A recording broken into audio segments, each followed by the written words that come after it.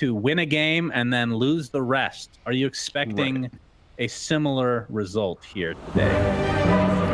I like their strategy. Again, I think, like the panel again pointed out, there's one stun in the Nyx. If the Nyx doesn't get to thrive and shut down a lot, you have the Storm Spirit and the enemy team with a lot of space. And I do, again, feel like it's not the same as game one, aside from the fact that they only have this one hero with a stun, because this time I think Nigma are playing a faster tempo than last game. Last game they were farming a lot with their Gyro, with their TA, with their Tide. This time their offlaner being a Templar Saw can put a lot more pressure on the map and play higher tempo than the Tide can. Lower cooldowns, earlier power spike. So that's definitely good for them, but I don't know. I'm still not sold. I need to see it in action. I need to see Nigma put their pedal to the metal and really get something done here early on. And if there's one hero Kuro, like, let's think back to the major. There's one hero where Kuro pops off, it's Ench. So we had that game where he went like 7-0 in the first, I want to say 10 minutes. I think he got an ultra kill that game, if I'm not mistaken. He was very, very far. And we'll see if he has a similar result this time around. But for the Smasher side, shout out to the guy that tweeted at me. Really appreciate you. The correct pronunciation is Borania Cinderin. I got another tweet. Did you? And? Yes, which says both are correct. It can either be Borania or Borania, depending on which accent you use. He thinks it's probably Borania because of a big N in the name. Yes. And it means green beans. Great. I'm not a big fan of green beans. Are you a fan of green beans? Yeah, they're actually pretty good. I do like green beans. The battle begins. Good for you. I'm glad you like something in life. But I don't like celery, so when Viking are playing later, we can hate on that. I love I mean, I like the player celery. Yeah, that's true. I guess I'm on the same train as you. As we're gonna see a split of the bounties. There's absolutely zero action. I feel like we've been seeing less action in the last month for the level 1 bounties. I don't know if it's just me. Remember when it was first implemented with nighttime, we started seeing like these first bloods every single game, basically? It feels like it's kind of died off a bit. Why do you think that is? Denied! Good question. I guess if you do stack on bounties, you do run the risk of, well, what if the enemy team just isn't there? Then you end up trading regardless, but your heroes now have to cross the entire map to get to their lanes, or use a TP, which is a very valuable resource. I think a lot of the times maybe players are just looking at like the risk-reward. If we stack the rune, does it matter? And if we don't stack, the maximum amount of heroes we can realistically send to a rune is 3. Because if we send any more, we're either not blocking mid or we're not in our other side lane. So, yeah, I guess it's just like a natural progression of it. There are still some level 1 smokes pulled off, but I feel like they often find the kill before the bounties rather than on them. What do you think of this setup as Token is super dead. Token getting completely blocked out, and that is the first blood for Nigma. I was going to ask, what do you think of it started as ILTW and GH in this lane, Kuroki coming in to help backstab there, but what are your thoughts on the laning setup for both perspectives? I think it's perfect for Nigma. This is what you want. It's such a good top lane for Timbersaw against Dragon Knight +1. They don't have enough damage between Hoodwink and DK to realistically kill Mind Control, and as soon as he gets level 3, he'll just thrive here. He's just gonna farm.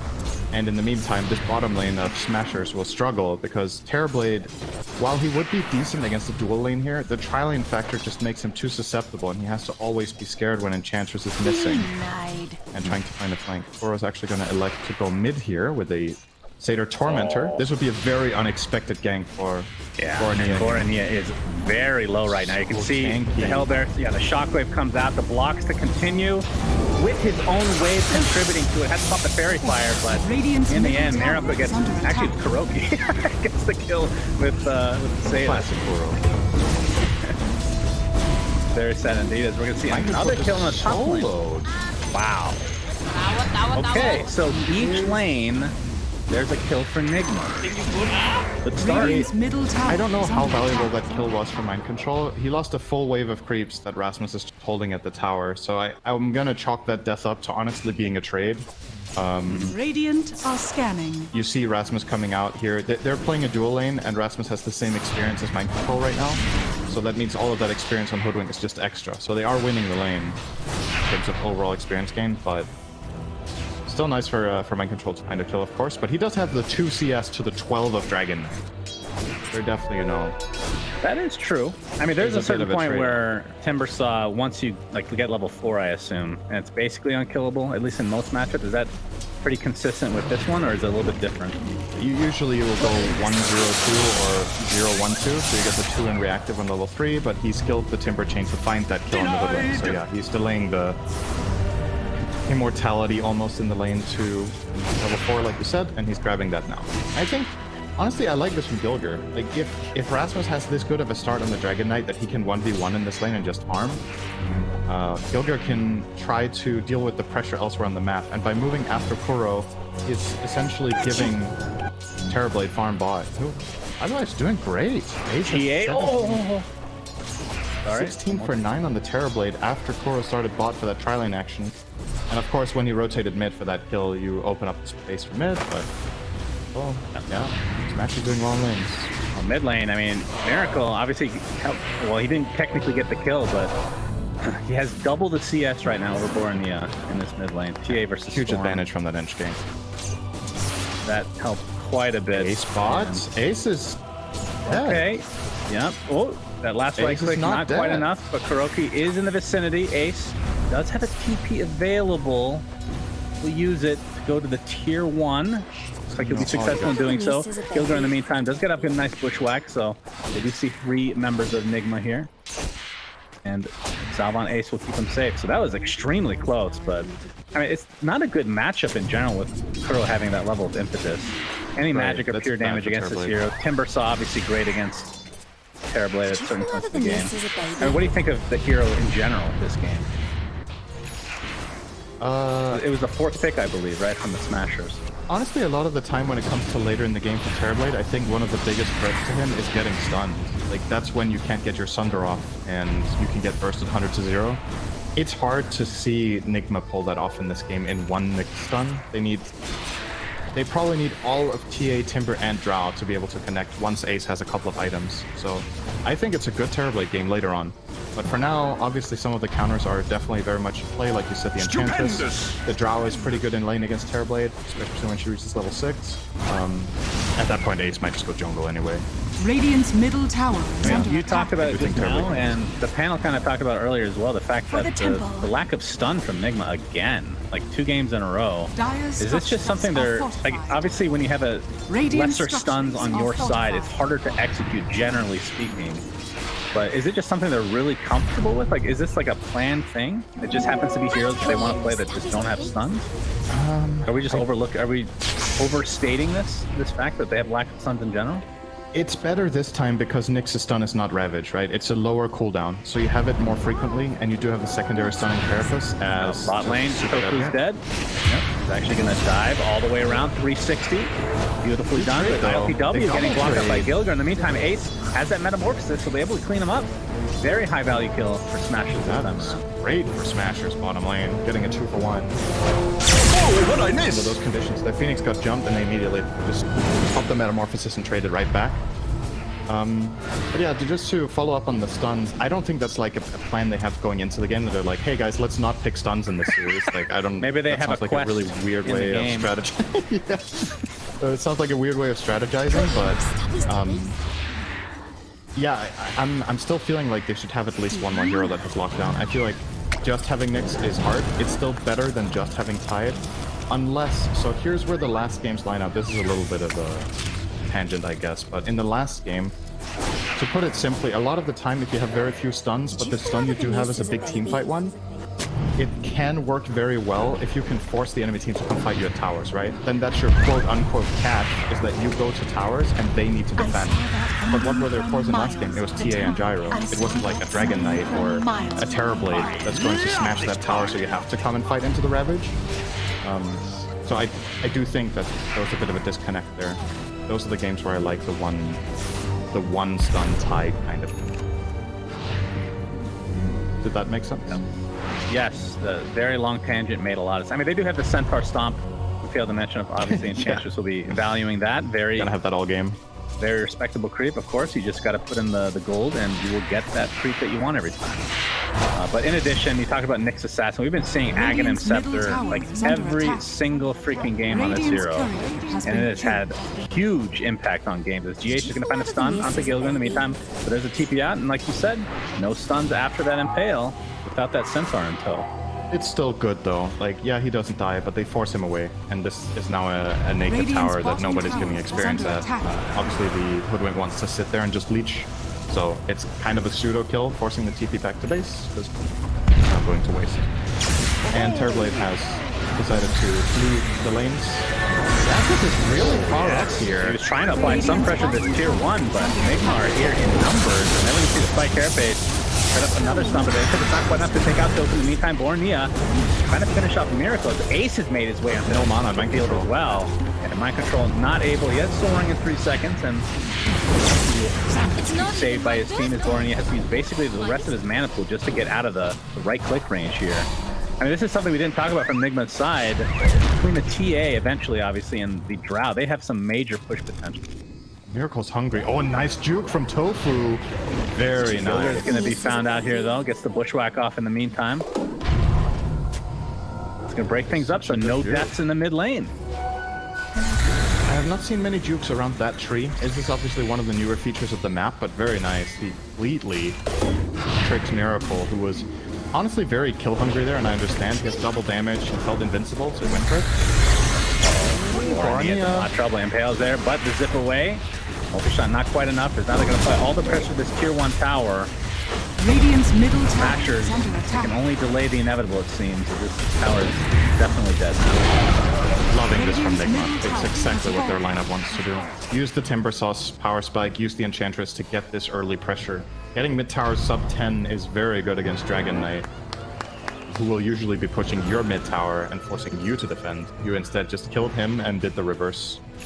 Immediate Uno reverse play. Radiant are scanning. Wow, I haven't played that in a while.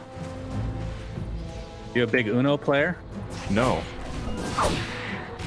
Okay. Good talk. Dire's top tower is That's the under best attack. segment I've ever... We should add that to the podcast, I think, is bottom lane, PH. And this is one thing about the Spike Carapace against a Phoenix-type hero is you get those Fire Spirits out, it's going to be a pretty much guaranteed stun. Rasmus getting pressure in the meantime. Top lane by Mind Control. Doesn't have a whole lot of mana to speak of, and only a couple right clicks done to this tower, although it is at half HP, but Kroki's here now. A couple right clicks with that impetus. Just trying to pressure Rasmus out so he doesn't get the tier 1 in one go.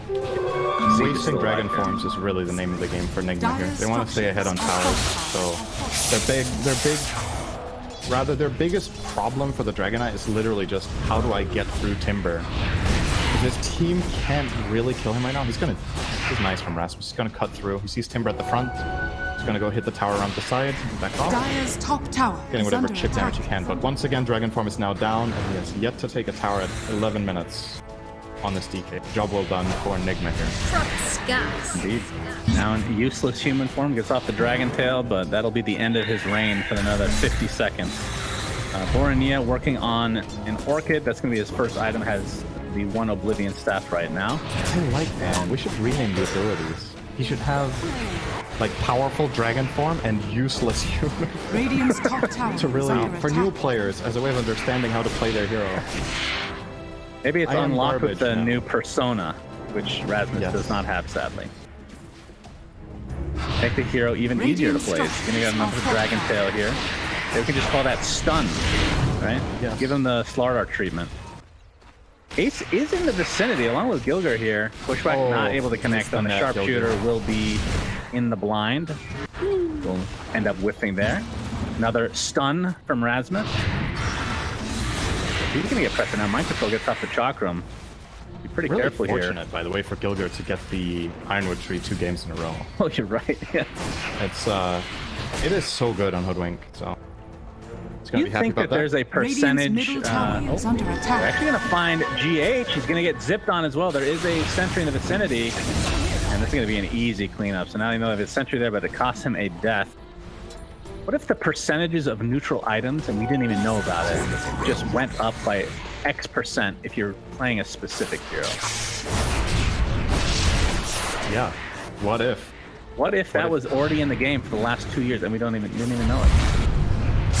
Wouldn't that be crazy? There are tools that are stat tracking, right? I feel like that would become an anomaly at some point. If you look at the stats for every game played. Stats lie. I don't know if you've heard this. That's a very common stats saying are where a I lie. come from. Correct. Absolutely. Mind control. All right. Reflection is there. Timber chain to the other side. Doesn't have a whole lot of mana. Bushwhack is going to connect into the metamorphosis, into the zip as well, and the sharpshooter just to make sure they're able to take out that pesky timber saw. Now the tier 1 tower. Rasmus finally able to finish this off. So, like you said, it took 13 and a half minutes. Dire's top tower. It's looking great. I think Gilgir's doing a very good job at just. I think the biggest strength of Hoodwink in the first like 15 to 20 minutes is just this ability to just be kind of a, it's an assassin. It's kind of playing like Nyx. Radiant's bottom that it's coming out of tower trees is where you under don't attack. expect it. Even if you have vision in the lanes, you can still get like flanked somehow on an angle you didn't think about, and just sets up that nice stun burst combo similar to what Nyx does. So Right. it is. I think a ranged Nyx is. Sounds pretty powerful to me. Yeah, I would say so. Dire's melee structures hero. are fortified. Tier 1 tower getting pressured in the bot lane. Looks like it's going to go down. The question is, can Tofu deny? He actually had the Radiant's bottom opportunity, tower but has fallen. wants to stay in the shadows right now. Borania. This is another target from GH perspective. You can get up an easy spike carapace setup as long as there's a teammate nearby. Yeah, you need just TA with that near. static movement. He has haste on Miracle. Oh, Borania. Yeah, things have kind of settled down a bit now that these couple tier 1 towers have been taken out. If you're just joining us, the Hellbear Smashers are actually up 1-0, similar to what the Suns are in the NBA Finals versus the Milwaukee Bucks. Okay, good In case spoiler. you weren't keeping up on the NBA news. GH, that was not Vendetta. just He's can't actually help smoked up. yourself. Wait. That's the jump in. Okay, Sharpshooter's actually not going to connect, so no break onto the timber saw here. Haste. Ooh, this could be a big stun. GH looking for the impale. Only going to connect on one, but it's a very important hero. The Gust is there as well, and an easy cleanup for Team Nigma. Looks like Gilgir will be next on the menu for Mr. Miracle. Double kill for him. Radiant's top tower. Maybe a tier is 1 under tower as attack. well. Miracle is insanely farmed. 10 CS a minute. He's gonna go straight to Roche in these 20 seconds. I think they're gonna grab this as well. So huge swoop here from Nigma on that move. Getting the Gust on Swarm too. That's a nice Orchid coming out from Borania, but he was already stunned. Take our LTW to land that Gust, and we'll get this Aegis more than likely over to Miracle so he can keep the ball rolling. Minute and a half or so. And getting the last hit on Roche for the bonus gold. It's pretty concerning for Smashers right now. I think compared to the last game, the position that they're in with their lineup, it feels like the pressure is mounting a lot more. Where Nigma were sitting back in game 1, they're really just fighting them a lot, using this timber saw and the Nyx. Bottom lane, GH gets off the initiation, but the egg is there from Tofu. I thought they had enough damage for sure, but instead it's going to be a cleanup through onto GH. ILTW dies on the other side of the map in the meantime. Was that the Orchid reveal? I believe so. So it's a 2-for-0 across the map for Smashers. Wow. Dire's bottom tower is under Not attack. expecting that. All I can think about is Rom. Tofu? Egg from Tofu. It's like, oh, could really... Yeah, that would have been a good name for Rasmus, maybe. By the way, I got the heads up from T-Gov on the lore behind Rasmus's name. Obviously, it's his first name. We already knew that. Yeah. Apparently, you were correct in the fact that he thought Misery was too depressing. So he changed it to his first name. And then the reason that the A and the S are capitalized is because he thought it looked cool. That's literally it. That is the greatest lore Dire's top of tower any is name. under attack. I think you in the should history of capitalize Dota. the last S as well, so it's ass. That's kind of... I think that's... and that's very... I'm not sure if he's close with Tuga, but that could be another discussion entirely. Is Dire's this top tower double is under stack? attack. It's going to be found here from Team Nigma. We'll be able to clean it up pretty easily now that Miracle has the Dagger's coming out. The hidden ones. I think it's really go time for Nigma here. You want to put pressure. Now that you have the dagger on TA, you are way less reliant on Nyx's catch to get on top of specific heroes. Like the TA can basically 2-shot Phoenix, 2-shot Hoodwink. You need to have pretty quick reactions on these heroes to get away in time. If there's literally anything else connecting on you than the TA, you just die so fast. You're going to see Tofu here. He's in a trap. Let's see if Miracle tries for it. With a good sidestep around the trees here. Really fortunate timing, actually. But there's the third attack coming in. Oh, the Yules. Gives him a little bit of extra time, and he's actually salving on top of it. Sideblade. Oh, that looks spicy for a moment. Sideblade did clip him, so the salve gets canceled. He lives! How is that even a hit? That was pretty far range. Did you fall out of the The trap out, yeah, they're scared. Courier was killed on Miracle's side not too long ago. Has the Death of Blink like you talked about the Dragon Lance, and ILTW dies again. We're gonna focus on Ace here. Sunder is available, but the stun just in time from GH, so position 1 for position 1. Now the chase is on. They're still living. One on Nigma's team. It's not ILTW this game. I think it's another guy. Yeah, that's true. He's very hungry, and he will find more food.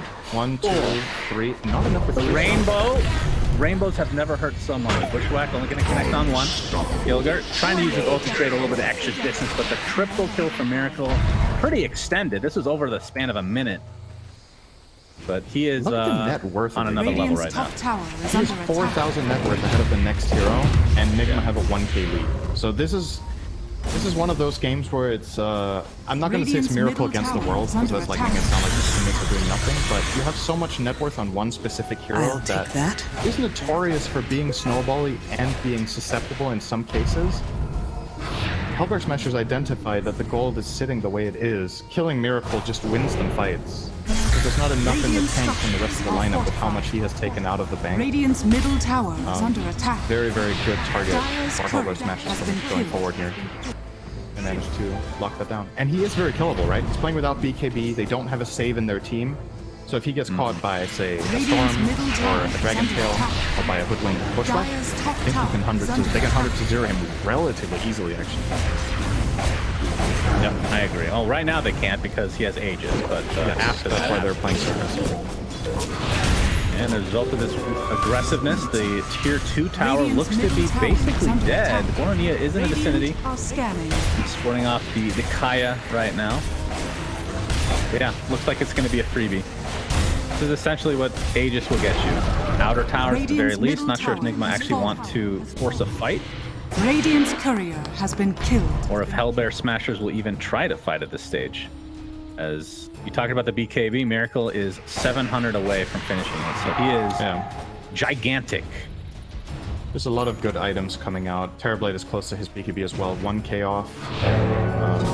Got the shard coming up for Phoenix in 50. They're actually choosing to smoke right before they get the shard. Dragon Knight could buy his Sanj, but he's holding on to buyback. See if they do find anything with the smoke. The biggest pick possible is Miracle. Aegis has expired, so this is the reason they're smoking. And they're gonna see him on the wave. This is such a good move. He's Dragon dead. They don't have dagger. Lane into the Dragon Tail, Sunray to follow, and yeah, this is an easy one. That They is even get the 600 bounty gold on for Ace. Perfect Yeah. for them. Gilgir, best efforts to kill steal there with Sharpshooter, but it was a little bit too slow. And unfortunately for him, the gold goes to his carry, who's more likely to win the game with that gold. So Yeah, real shame. Dire's Real middle crying shame. tower is under attack. that's going to be BKB coming out for Ace now before the BKB of Miracle. Because of this one kill, it just swings the balance that much. Dire's top tower And that's is a under key attack. item for Hellberg Smashers, I think, in order to contest the Roche. So you might be like, why is Terrorblade choosing to go for BKB when he's literally only against the Nyx stun and a Gust? But the damage mitigation against Timbersaw is just huge. It allows him to stand his ground in the fights. He has a lot of armor against the TA, so he'll survive that in BKB. And against the Drow, he should also be able to handle it. Like Characters and the Lotus Or basically stop this know initiation about and start this, things out, Nigma. but it's not going to matter. GH is done zone. Maestro looks to the next to LTW on the high ground with the Gust, and it's slow up for Ania and Rasmus thanks to Miracle's right clicks and make it a third. Ace takes a tumble, and just like that, Team Nigma take a firm grip on this game. They even find a fourth in the backline here from Maestro. And we talked about this, Cinderin, if there's no Roche, you can get buildings super fast with a Drow and a super farm TA. That looked This is gonna hurt. really good for Hellbears. Who said you I could completely understand why they went for that. Oh, they're gonna get Gilgir here as well. All right, the scurry being of some use, So- but delays it. So they found the kill on Nyx, right? And they see Timber, and they feel like they're in a really good position. Miracle response comes back in, and he just two-shots them with Growler. Like, that one Psyblade, I think, took 30 or 40% of Dragon Knight's health while he was hitting the Storm. They just vanished completely. And that is scary. Obviously, Storm's still susceptible to being gusted. I'm not completely sold on his item build of going Orchid Bloodstone here, because I think when you look at how their lineup functions, if Storm has the freedom to jump, the rest of the team can follow up so easily. So I would have personally liked the BKB here out of Borania, just so he can ignore Gust and ignore the Nyx and just be like, oh, I see a target I want, I can go. They're never going to stop me, but he is obviously very susceptible to that Gust, which has killed him twice this game now. And ILTW has even elected to go for a Shadow Blade just to find more Gusts, I think, against this hero.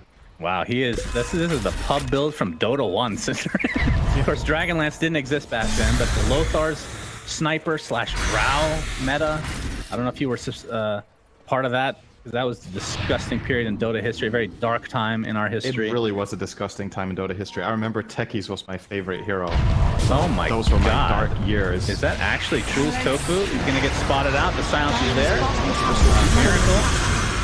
Yeah, that Roche was the first Roche, right? Are fortified. Yes. So Miracle bought his shard actually. Pretty cool. So gets the silence on the trap. I think, yeah, they want the silence on traps against Storm, and if they do grab the second Roche, they're gonna get it to 10%. Oh, they got the jump on Miracle. He's in a bit of trouble here, but mind controls his vicinity. Borania is already attacking. Oh, big bushwhack on the 2. Initiation Sharpshooter's gonna be connected, but it's on the Timber side. They really want Miracle past the BKB. He dies anyway. Now shot from off the 2 with the guts from the sideline. ILTW with that Lothar to use the full effect. He can get 2 scores out of this. The Sunder comes through though from Ace and the BKB. That is a dead Drow Ranger. GH looks to be next, despite Carapace not in time because of the BKB timing there. Triple kill for Ace. Huge fight. Smash it. Did cost him a buyback though. Why is everyone tipping Ace? That was Gilger getting a dream stun. They're all just tipping Ace. He literally set that whole thing up with a double stun on Timber as well as TA. Oh, and Roche leads into Roche. This is so big for them. Again though, you gotta say, I think Borania got gusted again. Isn't that what happened? I think he got gusted and killed for a 3rd time in a row now. He's still popped out of his Shadow Blade and Kuro a Gust. Yeah, we're gonna see the Bushwhack again. Gilder has been absolute god tier on this hero, by the way. I know some of it's set up with the Ironwood tree, some RNG there, but Tofu, okay, he has his egg, so not in that much trouble really. Just trying to delay things here is Team Nigma. Mind control. He might just jump in. The egg is there with the sun ray coming through. He picks up the shard on top of all of this, and Kuroki just getting bursted down. Eventually, the egg connects.